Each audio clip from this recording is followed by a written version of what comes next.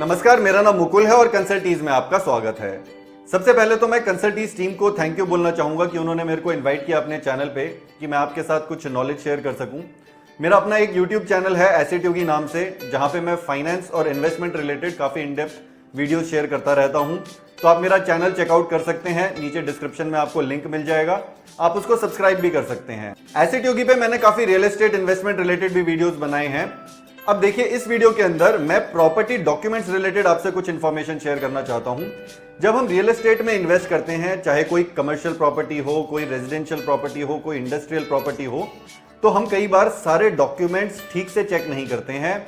और मैंने काफी अच्छे अच्छे प्रोफेशनल्स को भी देखा है कि ठीक से उन्होंने ड्यू डिलिजेंस नहीं किया और काफी गलतियां कर देते हैं और कई बार भारी नुकसान उठाना पड़ता है। तो इस वीडियो के अंदर हम 10 मोस्ट इंपॉर्टेंट डॉक्यूमेंट्स देखेंगे कि जो आपको प्रॉपर्टी जब आप खरीदते हैं वो आपको चेक करने चाहिए। अब देखिए, अलग अलग प्रॉपर्टी के लिए अलग अलग स्पेसिफिक डॉक्यूमेंट्स भी हो सकते हैं और अलग अलग स्टेट्स में भी ये अलग अलग नाम से जाने जा सकते हैं।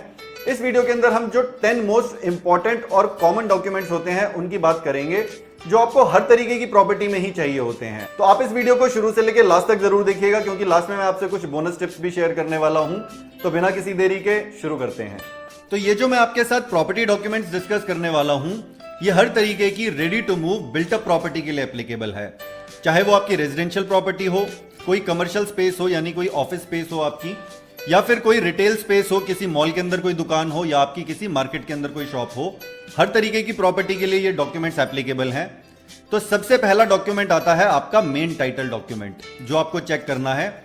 और ध्यान रखिए, आपको ओरिजिनल्स चेक करने हैं टाइटल डॉक्यूमेंट्स। और उसके अंदर मेन डॉक्यूमेंट जनरली आपको सेल डीड मिलेगा। 90-95% केस में सेल डीड होता है, या फिर कई केस में गिफ्ट डीड भी हो सकता है या कन्वेंस डीड भी हो सकता है।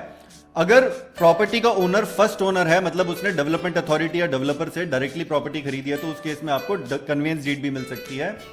तो सेकंड नंबर पे आपके डॉक्यूमेंट्स आते हैं चेन ऑफ टाइटल डॉक्यूमेंट्स। इसको थोड़ा सा आप ध्यान से समझिए। मान लीजिए डेवलपर है या डेवलपमेंट अथॉरिटी है, वो इनिशियल ओनर होती है लैंड की और उसको डेवलप करती है। उसके बाद वो बिल्डिंग में फ्लैट्स को या कमर्शियल प्रॉपर्टी को बेचती है। उसमें लेट से ये फर्स्ट ओनर आ गया और उसने ये प्रॉपर्टी सेकंड ओनर को बेच दी, फिर उसने थर्ड ओनर को बेच दी, और लेट से थर्ड ओनर से आप प्रॉपर्टी खरीदने की कोशिश कर रहे हैं। तो अब ये जो पूरी की पूरी चेन है, जिस तरीके से ये प्रॉपर्टी ट्रांसफर हुई है, यहां तक के जो टाइटल डॉक्यूमेंट्स हैं, ये सारे के सारे आपको एक तो चेक करने हैं, और जब आप प्रॉपर्टी खरीद लेंगे तो ये सारे टाइटल डॉक्यूमेंट्स भी आपको कलेक्ट करने हैं। अब ये इसीलिए इंपॉर्टेंट है कि मान लीजिए बीच में कोई एक डॉक्यूमेंट मिसिंग है। फॉर एग्जांपल, ये सेकंड ओनर था, इसका एक कोई मेन टाइटल डॉक्यूमेंट मिसिंग है, तो हो सकता है कोई थर्ड पार्टी का क्लेम आ जाए, या फिर हो सकता है उसने लोन ले रखा हो और उसने प्रॉपर्टी को बेच दिया हो। थर्ड ओनर ने शायद प्रॉपर्टी के डॉक्यूमेंट्स ठीक से ना चेक करे हो। तो ये सारे प्रॉब्लम्स को अवॉइड करने के लिए आपको ये पूरी टाइटल डॉक्यूमेंट की चेन चेक भी करनी है, और जब प्रॉपर्टी खरीद लेंगे तो वो कलेक्ट भी करनी है। थर्ड नंबर पे आता है हमारा एनकम्बरेंस सर्टिफिकेट। इसको हम कई बार नो एनकम्बरेंस सर्टिफिकेट भी कहते हैं। इसके अंदर आपको पता चल जाता है कि किसी थर्ड पार्टी का क्लेम है कि नहीं प्रॉपर्टी के अंदर। ये जनरली आपको ऑनलाइन मिल जाता है, अवेलेबल हो जाता है। ये गवर्नमेंट के जो रिकॉर्ड्स होते हैं उसके अंदर ये अपडेटेड इंफॉर्मेशन होती है सारी। अब कुछ स्टेट्स के अंदर एनकम्बरेंस सर्टिफिकेट एप्लीकेबल होता है, अलाउड होता है, या फिर अवेलेबल होता है, और कई बार कुछ स्टेट्स में एनकम्बरेंस सर्टिफिकेट अवेलेबल नहीं होता है। तो ऐसे केस में आप किसी लॉयर को अपॉइंट कीजिए, जो एक आपको टाइटल सर्च रिपोर्ट बना के देगा, और आप 30 साल का पूरा रिकॉर्ड निकाल सकते हैं कि उसके कौन कौन प्रीवियस ओनर्स थे, या किसी तरीके की कोई थर्ड पार्टी क्लेम है कि नहीं प्रॉपर्टी पे, यानी कि कोई लोन है कि नहीं, कोई लीज है कि नहीं, या किसी भी और तरीके की कोई एनकम्बरेंस है कि नहीं। तो ये हो गए हमारे 3 मेन डॉक्यूमेंट्स। अब चौथा डॉक्यूमेंट आता है हमारा कंप्लीशन सर्टिफिकेट और ऑक्यूपेंसी सर्टिफिकेट। तो जब एक बिल्डिंग कंप्लीट होती है तो म्युनिसिपल अथॉरिटी उसके लिए कंप्लीशन सर्टिफिकेट देती है, और फिर जब सारी की सारी सर्विसेज रेडी हो जाती हैं, जैसे water, electricity, gas etcetera, sewerage, तब उसको ऑक्यूपेंसी सर्टिफिकेट मिलता है, मतलब कि रेडी टू ऑक्यूपाई हो गई है प्रॉपर्टी। तो देखिए, कई सारी बिल्डिंग्स को ये कंप्लीशन सर्टिफिकेट या ऑक्यूपेंसी सर्टिफिकेट नहीं मिलता है, तो उस केस में कई बार उसको प्रॉपर्टी को बेचना थोड़ा मुश्किल हो जाता है। तो अगर आप ये कलेक्ट नहीं करते हैं तो हो सकता है अगर आप फ्यूचर में उस प्रॉपर्टी को बेचना चाहें तो प्रॉब्लम आ सकती है। अब 5th नंबर पे आता है आपका allotment letter and possession letter.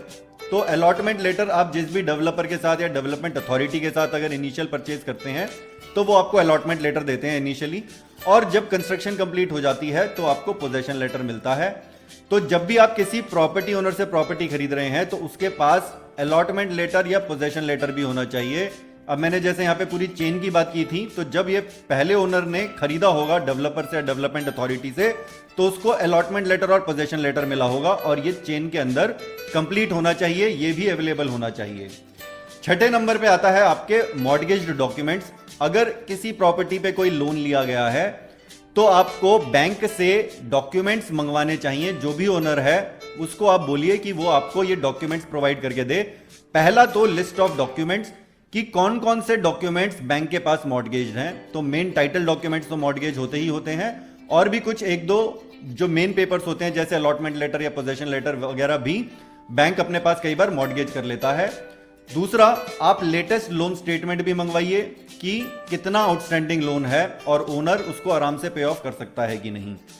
फिर प्रॉपर्टी टैक्स की रिसीट्स आप मांगिए कि अप टू डेट होना चाहिए प्रॉपर्टी टैक्स। ऐसा नहीं होना चाहिए, कई बार कई ओनर्स 10-10 साल तक प्रॉपर्टी टैक्स नहीं भरते हैं, तो अगर प्रॉपर्टी टैक्स नहीं भरा जाता है तो म्युनिसिपल कॉर्पोरेशन का एक क्लेम हो जाता है प्रॉपर्टी पे।